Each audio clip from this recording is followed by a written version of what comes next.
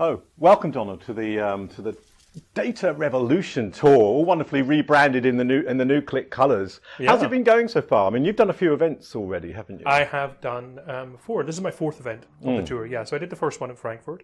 I've done Singapore, did Amsterdam, and today in London. Yeah, and it's great. I have to say, I like it very much. Yeah, I mean, and yeah, previously you worked at Click, and you'd have done a lot more of these then. That's right. Yeah, yeah, still the turnout, like about 400, 500 people here in. Yeah, it's in great London. actually. Yeah, it's really good to see that turnout. And the other events I've been at, they've had great turnout as well. And they've had, not only great turnout, but the people have been really engaged as well, Yeah. which I think is even more important. That's quite important, isn't it? Because I know I've done a few of them, and we've been India. We've done We did India a India couple of together, times. yeah, Yeah, we a couldn't nice forget, little yeah. tour around the Indian street food.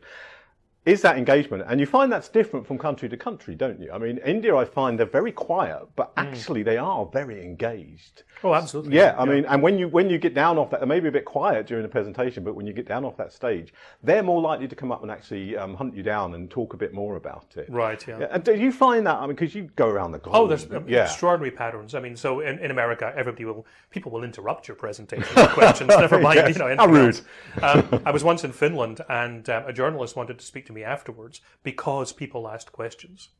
Really? It never happens. Nobody asks Yeah, questions in yeah. Finland, but apparently people ask questions, and this was like a breakthrough. This is almost literally a news story, People ask questions after. People ask questions in Finland. Right, exactly, Block yeah. capital exclamation mark. So you find these cultural patterns which are really remarkable, and that's one of the great pleasures of traveling, and it's one of the great pleasures Yes, of yeah. Actually, you can see it, especially if you do the same presentation several times. It might be a bit boring for me, but then the interesting bit is actually the fact that the engagement is so different.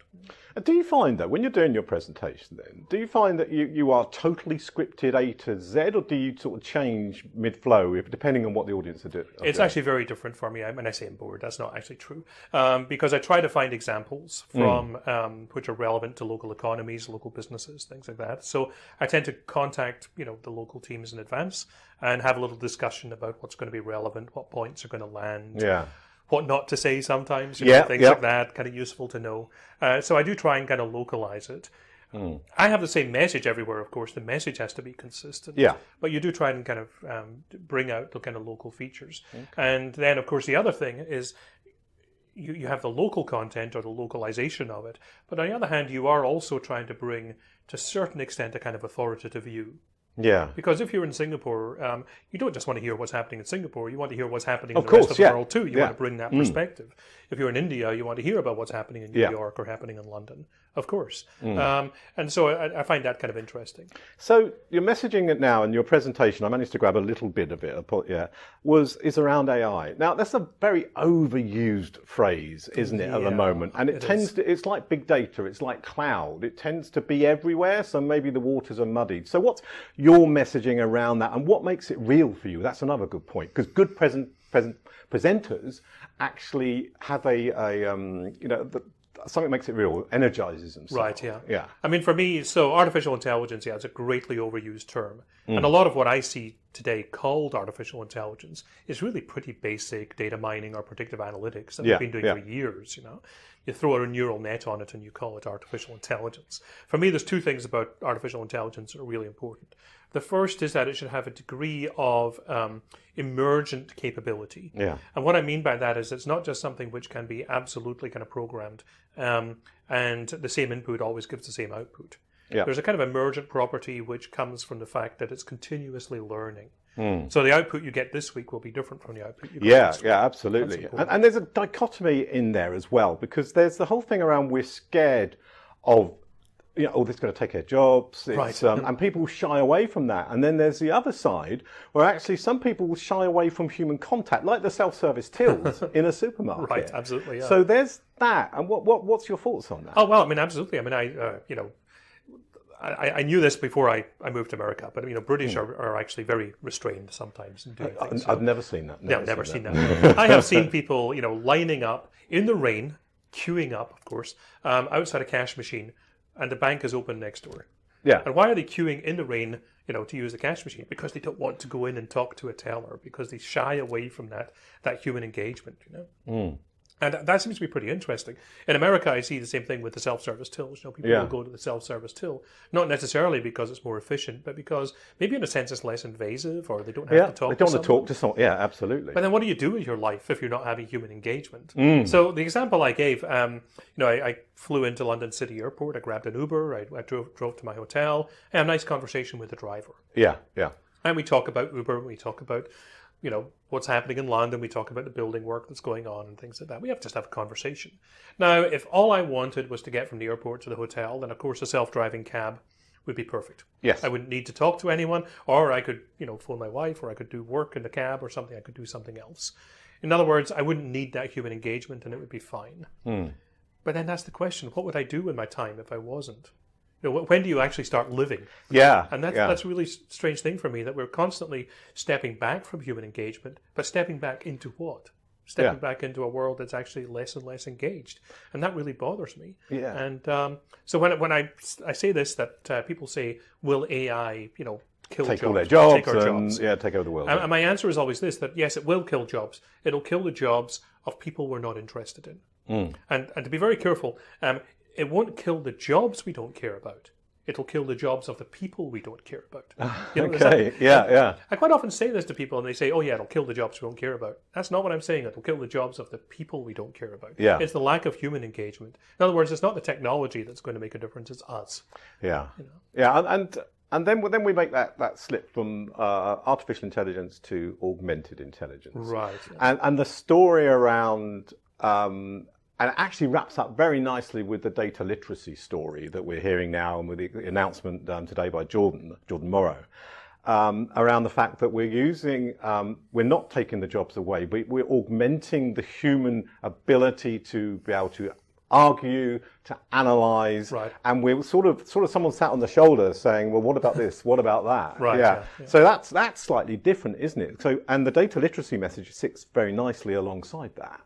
It does. I mean, we've always augmented our intelligence. Yeah, and that's important. You're sitting there with your clipboard, and you've got 6 questions on it. Yep. You're augmenting your memory because I know you're getting on a bit. I'm getting on a bit. We can't remember 6 questions, but you're augmenting your intelligence. You're augmenting yourself. When you use a calculator, you're augmenting yourself. Yeah. In the same way as when you use a jack to lift a car, you're augmenting your strength. You augment your intellect with these devices, with these technologies. We've always done that.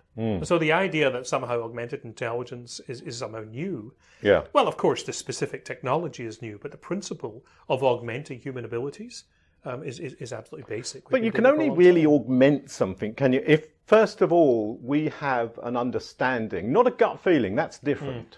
But an understanding of what the data means. Because if we don't understand what the data means, the augmented intelligence is going to be the thing we're going to be looking at to make the decision for us. And that's not right, is it?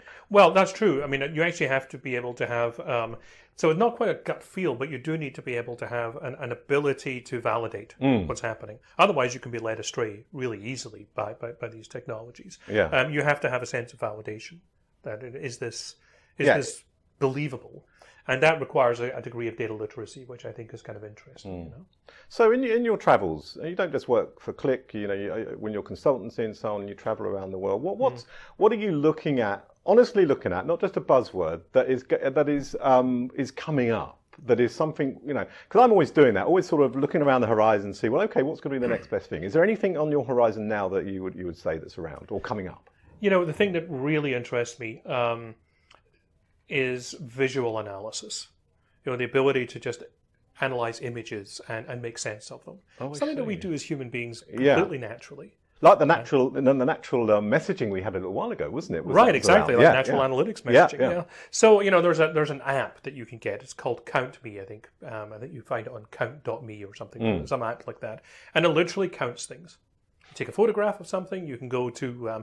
So I've tried it out in various ways. I go to my log pile in my woodshed, take a photograph. It'll tell me how many logs are there. Nice. You can take a photograph of a herd of cows. It'll tell you how many cows. Yeah. What it does is it knows how to count things, no matter what the things are.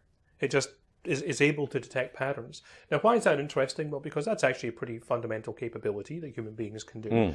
But now you augment that and you can do it for any number of objects at any time, and it starts, in many cases, it becomes pretty useful. People stocking shelves, people working in warehouses, and people just having fun in a woodshed, all can, use this technology. But it's a kind of fundamental technology that makes a whole lot of things much simpler when it works. And I'm really interested in this visual analysis. There's a company I've been advising which does photographic analysis of accidents with cars. So if you have you have a small fender bender, or you have a small accident in your car, or a big accident in your car, you can take a photograph. They can analyze the damage quickly enough and efficiently enough with sufficient accuracy to allow them to take the risk of automatically processing your claim. Oh, I see. It's not that they're so accurate that they get it always right, but they're accurate enough to allow them to take the risk. So it's percentages then, isn't it? Yeah, exactly. Percentage risk you've got there. You can actually have your claim approved before the car even reaches the garage. Nice. It's pretty impressive. I've seen insurance companies with drones which can go up in the aftermath of storms and photograph roofs and do the same analysis. And you can get the money in your bank account before the drone touches the ground. And funnily enough, this is driven by a natural occurrence that we're seeing all too often nowadays, aren't we? So the need and the necessity for someone to do this can drive the technological innovation. Yeah, absolutely. Forward. And and one of the things is that that's interesting is that it's the complexity of the natural world that the artificial intelligence is helping us handle. Yes. It's not, in the artificial world, it would be able to count things because things could count themselves.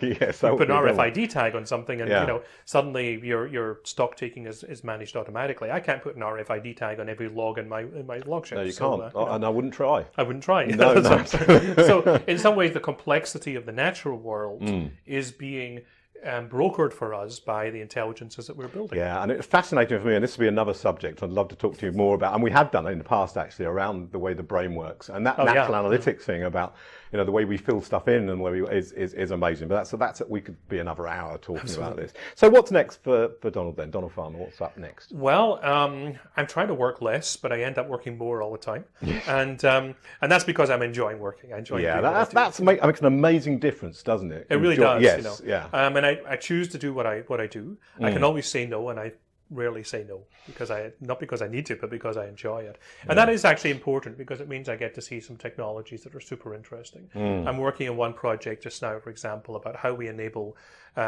financial services in the aftermath of natural disasters. Right. So, for example, tsunami in Indonesia recently, dramatic tsunami. Increasingly, people in the poorest part of the world, they do their banking, they do their financial services through mobile phones and cell phones. Previously, they wouldn't have had financial services. They've just kept their money in their pockets or kept their money under the bed. In the case of a natural disaster, then you grab your cash and you've got money. Yes, yeah. Now, today, there's a great advantage that they can actually start to have real financial services because they can access them on their phone. But in the aftermath of a natural disaster, they've got no money because they can't access it. Yeah. So one of the challenges is how do you enable technologies that would bring financial services in the aftermath of a natural disaster to people who otherwise would have no access to them? I spoke to Midair about that very thing, actually, where they just get a way of being able to give funds to people in the disaster area without very little physical infrastructure, but the technology infrastructure can be used. Exactly. So that's amazing. In many ways, our technologies are actually quite fragile. Yeah. And that's a problem, Okay. Well, Donald, as always, it's been an absolute pleasure and great to catch up in person. Well, thanks very much, John. And enjoy the rest of the tour. I'm sure Absolutely, you will. I'm looking forward to it. Thank you.